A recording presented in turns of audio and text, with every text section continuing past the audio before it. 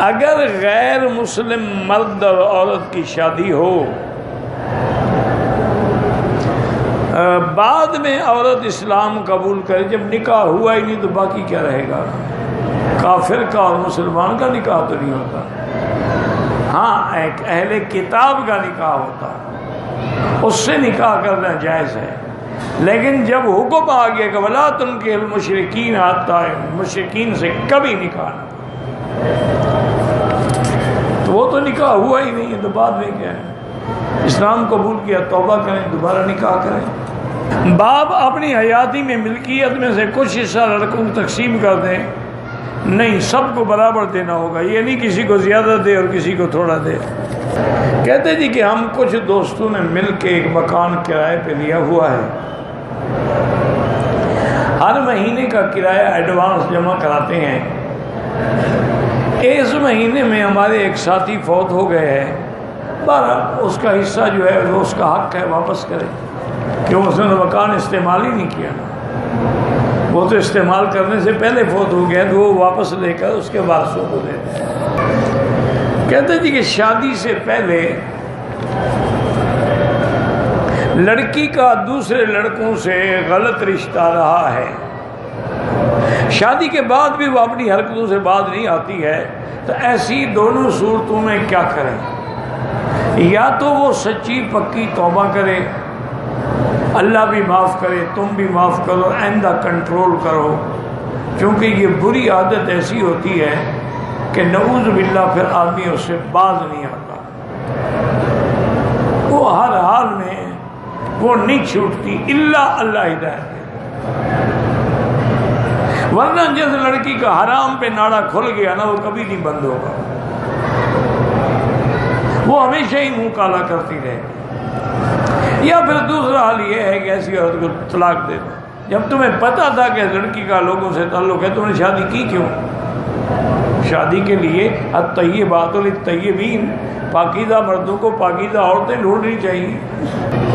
نماز پڑھتے وقت خانے کعبہ کو دیکھنا نہیں، سجدے کی جگہ پہ نظر رکھو، نماز بندگی ہے، عاجزی ہے، تذلل ہے۔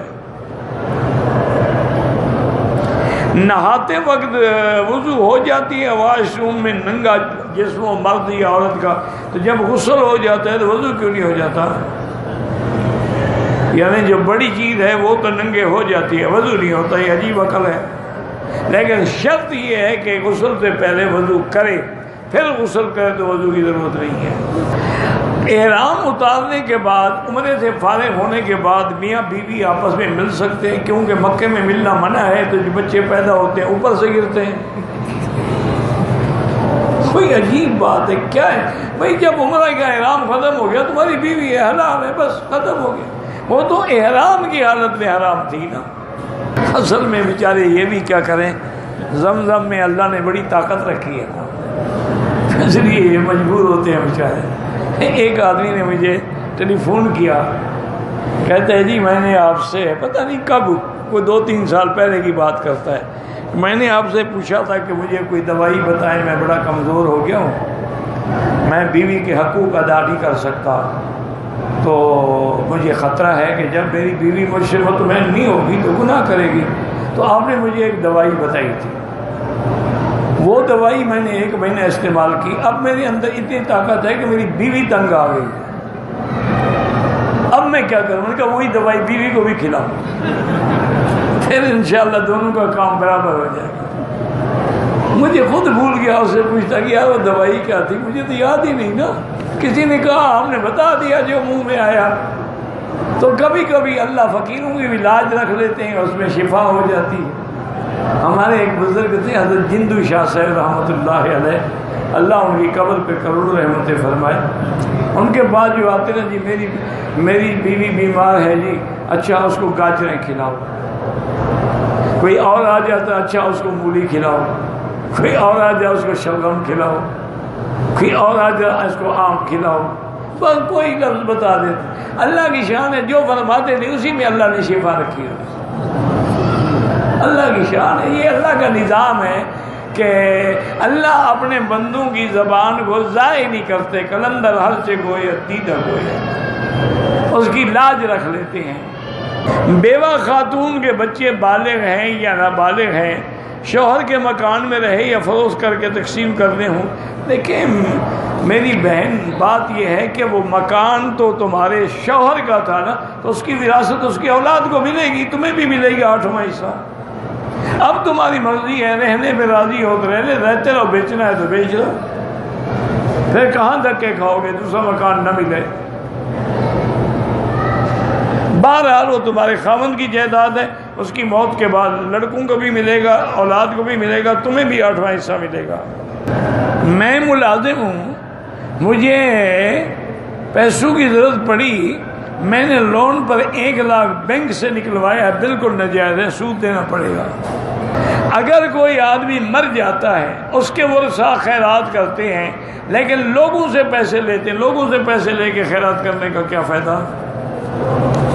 اس کے بجائے تم خود بیٹھ کے قرآن پڑھ کے اس کے ثواب بھیجو، خیرات کی ضرورت ہی نہیں ہے۔ میری نظر میں آپ کے پاکستان کے سب علماء اچھے ہیں، میں کسی عام آدمی کی بھی غیبت کرنا نہیں چاہتا، اچھے جائے کہ کسی عالم کی غیبت کی جائے۔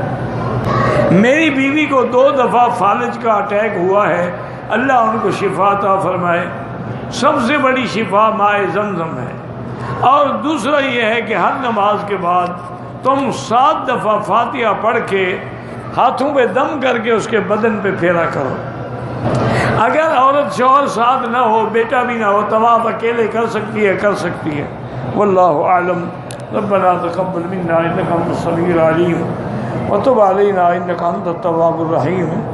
اللهم انت اللہ لا الہ الا انت الاحد الصمد الفرد الذی لم یلد ولم یولد ولم یکن له کفوا احد۔